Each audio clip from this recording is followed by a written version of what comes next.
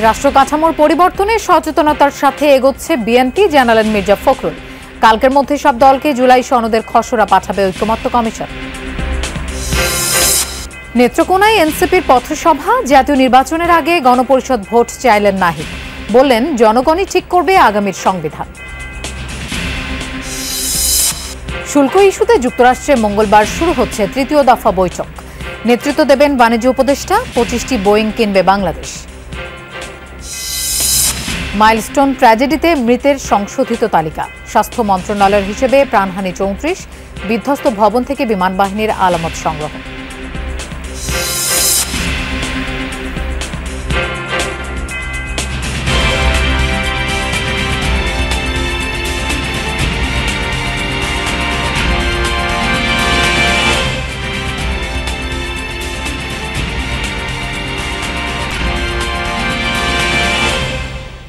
শুভেচ্ছা, আমন্ত্রণ যমুনা নিউজে। আপনাদের সঙ্গে থাকছি আমি মৌসুমী আহমেদ লোপা।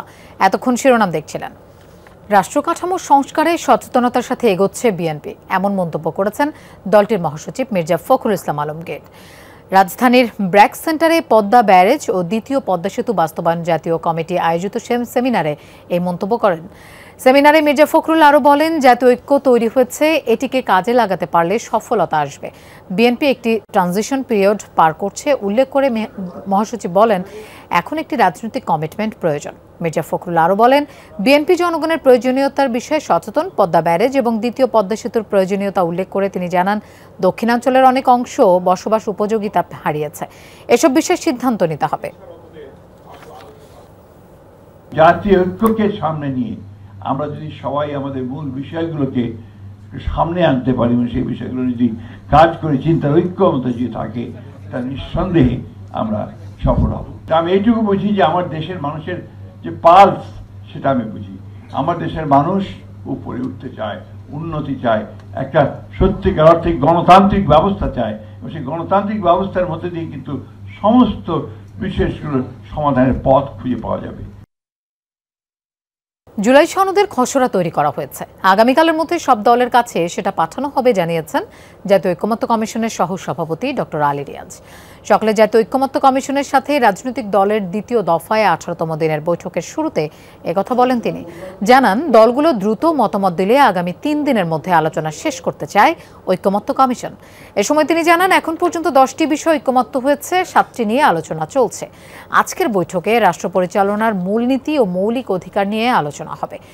রাষ্ট্র পরিচালনার মূলনীতি নিয়ে আলোচনার প্রেক্ষিতে 40টি সুপারিশ দিয়েছে ঐকমত্য কমিশন। সনদের যে প্রাইমারি টেক্সট, শুধুমাত্র ওইগুলি বাদ দিয়ে, যেগুলোতে একমত হয়েছে সেগুলো বাদ দিয়ে, তার বাইরে যে ভূমিকা এবং কমিটমেন্টের জায়গাগুলো, তার একটা খসড়া কমিশন তৈরি করেছে এবং কমিশন আগামীকালের মধ্যে সকল রাজনৈতিক দলের কাছে এই খসড়া প্রেরণ করবে আপনাদের বিবেচনার জন্য। আজকের থেকে আগামী 3 দিন আমি আশা করছি যে আমরা অনেকগুলি কাজ সম্পাদন করে প্রক্রিয়াটার একটা নিষ্পত্তি বা সম্পন্ন করতে পারবো, চূড়ান্ত উপনীত হতে পারবো।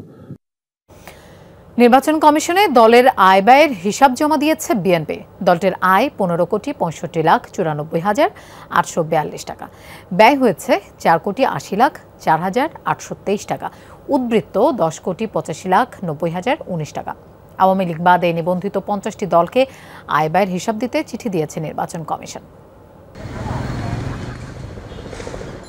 গণপ্রতিনিধিত্ব আদেশ অনুযায়ী প্রতি বছর 31 জুলাইয়ের মধ্যে আগের পঞ্জিকা বছরের আয় ব্যয়ের হিসেব দলগুলোকে নির্বাচন কমিশনে জমা দিতে হয়।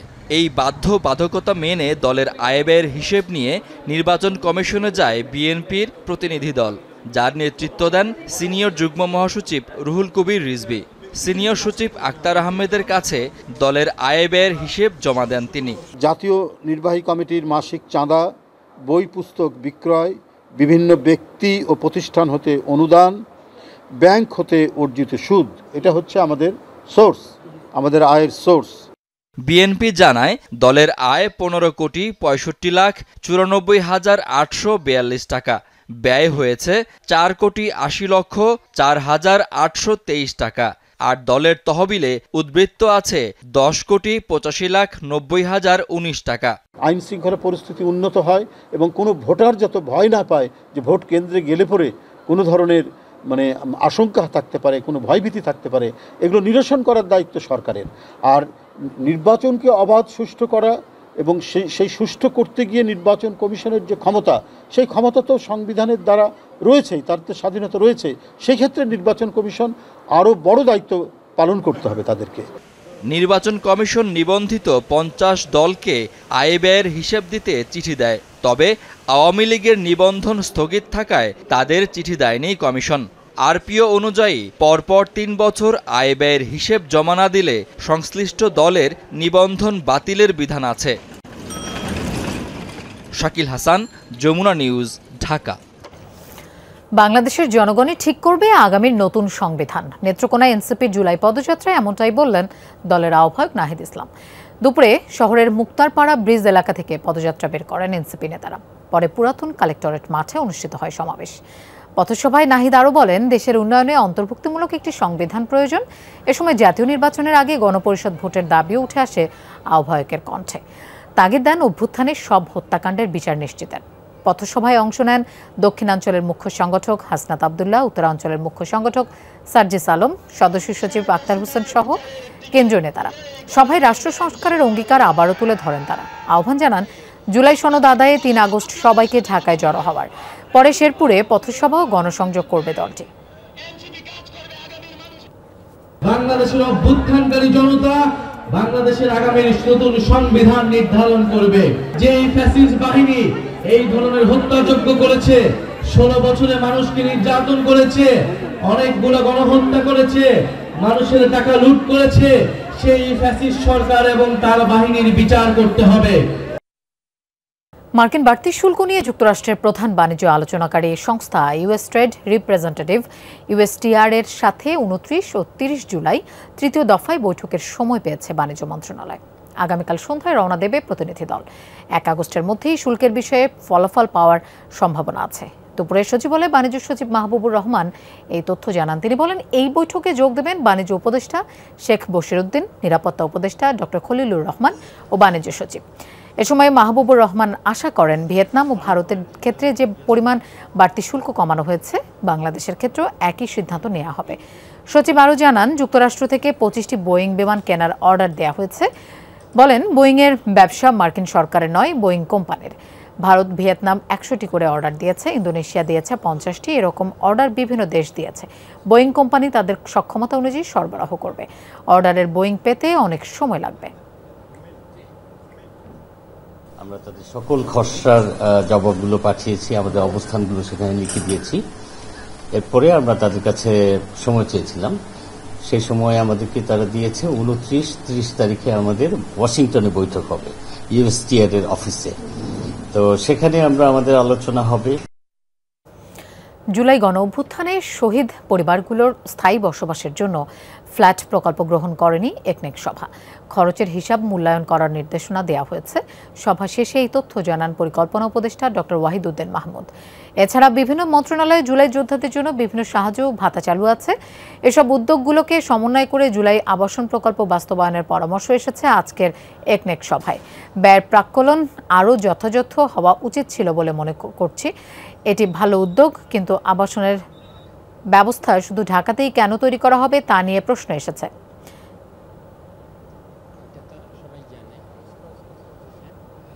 প্রধান উপদেষ্টা অধ্যাপক মোহাম্মদ ইউনূসের সভাপতিত্বে অনুষ্ঠিত একনেক সভায় 8,149 কোটি 38 লাখ টাকার 12টি প্রকল্প অনুমোদন দেওয়া হয়েছে। এর মধ্যে সরকারি অর্থায়ন 8,058 কোটি টাকা। পরিকল্পনা উপদেষ্টার মতে গাজীপুর বিমানবন্দর পর্যন্ত র্যাপিড ট্রানজিট প্রকল্প ছিল চিন্তার বাইরে পরিকল্পিত মেগা প্রজেক্ট। গত জুলাইয়ের শহীদ পরিবারের জন্য এটা গৃহায়ন ও গণপূর্ত মন্ত্রণালয় থেকে এসেছিল।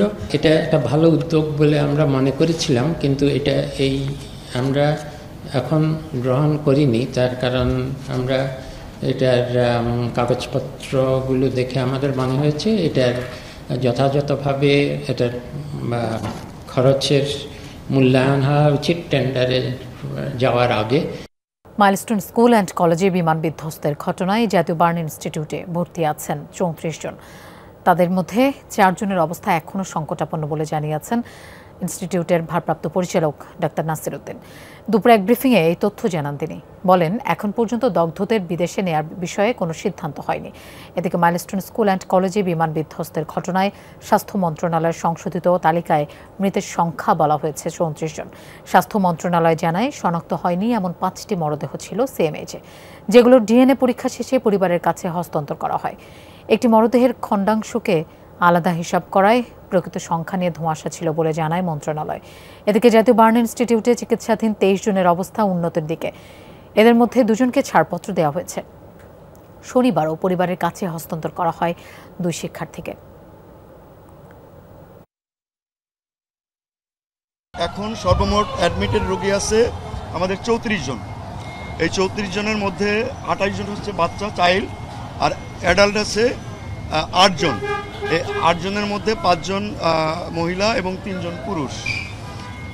আমরা আজকে 2 জন রোগীকে ডিসচার্জ দিয়েছি। মাইলস্টোনে বিমান বিধ্বস্তের ঘটনায় নিহত স্কুলের স্টাফ মাসুমা বেগমের জানাজা শেষে দাফন করা হয়েছে ভোলায়। শনিবার রাতেই ঢাকা থেকে মরদেহ নেওয়া হয় গ্রামের বাড়ি বোরহান উদ্দিনের পুরালিয়ায়। সকালে বাড়ির পাশের মসজিদের সামনে অনুষ্ঠিত হয় জানাজা। এতে অংশ নেন স্বজন সহ এলাকাবাসী। এরপর পারিবারিক কবরস্থানে তাকে দাফন করা হয়। মাইলস্টোন স্কুল অ্যান্ড কলেজের সহকারী ছিলেন মাসুমা বেগম। শনিবার বার্ন ইনস্টিটিউটে চিকিৎসাধীন অবস্থায় তিনি মারা যান। 32 বছর বয়সী মাসুমার 2টি সন্তান রয়েছে। উন্নত জীবনের খোঁজে স্বামীর সাথে কয়েক বছর আগে পাড়ি জমিয়েছিলেন রাজধানী ঢাকায়। উনি আমার লগে শেয়ার করছে আইসিইউর ভিতরে যে আমি ইচ্ছা করলে পিছন দিয়ে চলে যেতে পারতাম, বাচ্চারে থুয়ে আমি নিজে বাঁচতে পারতাম, কিন্তু আসলে আমার সন্তানের দিকে তাকায়া মানে এই বাচ্চারে থুয়ে আমি যাইতে পারলাম না। এখানে তো আমার মায়ে কাম করে মাইলস্টোনে, পরে আমি দৌড়ে গেছি, আমার জ্ঞান ফিরে নাই। লাশ অনেক ক্লাস বাই করতেছে, আমার মারে দেখি না, মারে আগেই লয়ে গেছে।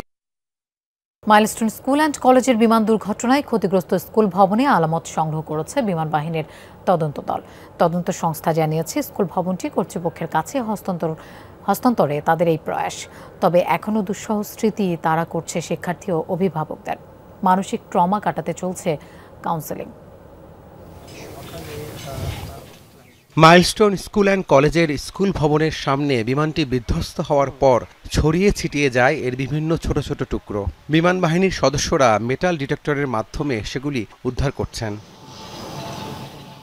রোববার সকালে বিমান বাহিনীর তদন্ত দলের সদস্যরা ক্ষতিগ্রস্ত হায়দার আলী ভবনে প্রবেশ করে। আগুনে পোড়া শ্রেণীকক্ষ, বিধ্বস্তের স্থানসহ আশপাশের বিভিন্ন স্থান থেকে আলামত সংগ্রহ করে তারা।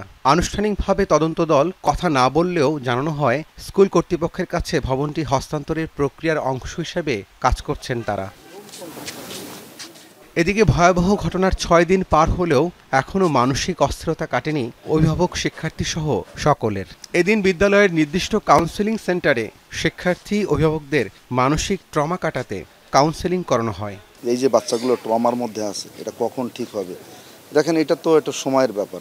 সবই মিলায়ে মানে আমি নিজেও একটা খুব খারাপ একটা অবস্থার মধ্যে আছি। ও এখনো মানে খুব কান্নাকাটি করে। ওর মিসটা যে মারা গেছে সেটা ভুলতে পারতেছে না। ওর সাথে 5টা ফ্রেন্ড ছিল, ওর 5 জনই দগ্ধ হয়েছে। অভিভাবক শিক্ষার্থীরা বলছেন, স্কুলের উপর দিয়ে বিমান উড়ে গেলে এখন আতঙ্কে থাকেন তারা। ক্লাস শুরুর জন্য এখনো মানসিক প্রস্তুতি নাই বলেও জানান তারা। যে ভয়টা সেটা আমার প্রতিদিন কাজ করে। আমার মনটা শুধু বলে যে স্কুলটা শুধু আমার দেখার ইচ্ছা একবার। আমি যে আম্মুর কাছে ছিলাম, এই যে প্রশাসনিক ভবন, ওখানে ছিলাম। তারপর যখন 1 নলা ভাত নিয়েছি মুখে, তখন আরেক নলা দিবে, তখন এই শব্দটা। ঘোষণা না এলেও জানা গেছে আগামী 2 আগস্ট পর্যন্ত স্কুলের কার্যক্রম বন্ধ রাখা হতে পারে। ধ্বংসস্তূপ থেকে সরানো হয়েছে বিমানের সবশেষ আলামত। হয়তোবা 2-1 দিনের মধ্যে সংস্কার কাজ শুরু হবে এই ভবনটির। আবারও শিক্ষার্থীদের পদচারণায় মুখর হবে এই ক্যাম্পাস। কিন্তু যে দুঃসহ স্মৃতি শিক্ষার্থীদের মনের মধ্যে গেঁথে গেছে, তা কি কখনো ভোলা যাবে? রাবি সিদ্দিকী, যমুনা নিউজ, ঢাকা। রাজধানীর গুলশানে সমন্বয়ক পরিচয়ে সাবেক সংসদ সদস্য শাম্মী আহমেদের বাসায় 50 লাখ টাকা চাঁদাবাজির অভিযোগে বৈষম্য বিরোধী ছাত্র আন্দোলনের নেতাসহ গ্রেফতার 4 জনের 10 দিনের রিমান্ড চেয়ে আবেদন করেছে পুলিশ। তাদের মধ্যে একজন শিশু থাকায় তাকে কারাগারে আটক রাখার আবেদন করা হয়েছে। রোববার মামলার তদন্তকারী কর্মকর্তা ও গুলশান থানার পুলিশ পরিদর্শক মুখলেসুর রহমান এই আবেদন করেন। এ বিষয়ে ঢাকার মেট্রোপলিটন ম্যাজিস্ট্রেট আদালতে চলছে শুনানি। এর আগে রোববার সিদ্দিক আবু জাফর বাদী হয়ে গুলশান থানায় মামলা করেন। এতে তিনি 6 জনকে আসামি করেন। আসামিরা হলেন আব্দুর রাজ্জাক রিয়াদ, কাজী গৌরব অপু, সাকাদাউন সিয়াম, সাদমান সাদাব, মোহাম্মদ ইব্রাহিম হোসেন ও আইনের সংঘাতে জড়িত শিশু মোহাম্মদ আমিনুল ইসলাম। এদিকে সাংগঠনিক নীতিমালা ভঙ্গের অভিযোগে 3 জনকে বহিষ্কার করেছে সংগঠনটি। চাঁদাবাজিতে জড়িত থাকার অভিযোগে বহিষ্কার করা হয় গণতান্ত্রিক ছাত্র সংসদের 2 সদস্যকে। ডক্টর মোহাম্মদ ইউনূসের বিরুদ্ধে মানহানির অভিযোগে করা মামলার কার্যক্রম বাতিল করে হাইকোর্টের দেয়া রায় বহাল রেখেছেন সুপ্রিম কোর্টের আপিল বিভাগ। রাষ্ট্রপক্ষের করা লিভ টু আপিল খারিজ করে এই আদেশ দেন বিচারপতি জুবাইর রহমান চৌধুরীর নেতৃত্বাধীন 3 বিচারপতির বেঞ্চ। 2007 সালে দেয়া একটি বিদেশি গণমাধ্যমের সাক্ষাৎকারের বক্তব্যকে কেন্দ্র করে ডক্টর মোহাম্মদ ইউনূসের বিরুদ্ধে মানহানির অভিযোগ এনে 2010 সালে মামলা করেন জাসদের যুগ্ম সম্পাদক ও ময়মনসিংহ জেলা বারের সদস্য নজরুল ইসলাম চুন্নু। সেই মামলার কার্যক্রম বাতিল চেয়ে 2011 সালে হাইকোর্টে আবেদন করেন তিনি। অন্তর্বর্তীকালীন সরকারের প্রধান উপদেষ্টা হওয়ার পর গত বছরের 24 অক্টোবর মামলাটির কার্যক্রম বাতিল ঘোষণা করে রায় দেন হাইকোর্ট। গোপালগঞ্জের সংঘাতের ঘটনায় দায়ের করা মামলায় শিশুদের গ্রেফতারে শিশু আইন সঠিকভাবে প্রয়োগ হচ্ছে কিনা তা তদন্তে কমিটি গঠনের নির্দেশ দিয়েছেন হাইকোর্ট। কমিটিকে 5 নভেম্বরের মধ্যে হাইকোর্টে প্রতিবেদন জমা দিতে বলা হয়েছে। 2 আইনজীবীর করা এক রিট আবেদনের শুনানি শেষে এই আদেশ দেন বিচারপতি কাজী জিনাত হক ও আইনুন নাহার সিদ্দিকার হাইকোর্ট বেঞ্চ। গত 21 জুলাই এ বিষয়ে রিট করে হাইকোর্টের আইনজীবী উৎপল বিশ্বাস এবং আবিদা গুলরুখ। বিবাদী করা হয় স্বরাষ্ট্র আইন ও নারী ও শিশু বিষয়ক মন্ত্রণালয় সহ সরকার 8 সংস্থাকে। গোপালগঞ্জে এনসিপির সমাবেশকে ঘিরে হামলা এবং সহিংসতার ঘটনায় 5টি হত্যা সহ মোট 12টি মামলা দায়ের করা হয়েছে। 10,137 জনকে আসামি করা হয়েছে আর গ্রেফতার করা হয়েছে 314 জনকে, যার মধ্যে 9 জন শিশু। গোপালগঞ্জে অনেক অ্যারেস্ট হয়েছে, কিন্তু আমরা শুধুমাত্র শিশুদের যে অ্যারেস্ট হয়েছে 9 জন শিশু অ্যারেস্ট হয়েছে এটা আমরা খবরে দেখেছি, সেইটা আমরা চ্যালেঞ্জ করেছি। শিশুদের বিষয়ে তাদের কি হচ্ছে, কি বিষয়টা কি, চাইল্ড অ্যাক্ট অনুসরণ করা হচ্ছে কিনা এবং তাদের বর্তমান পরিস্থিতি কি সেটা ইনকোয়ারি করে এই কোর্টে আগামী 5 নভেম্বর সেই রিপোর্টটা দাখিল করতে হবে। দর্শক, এই ছিল যমুনা নিউজে।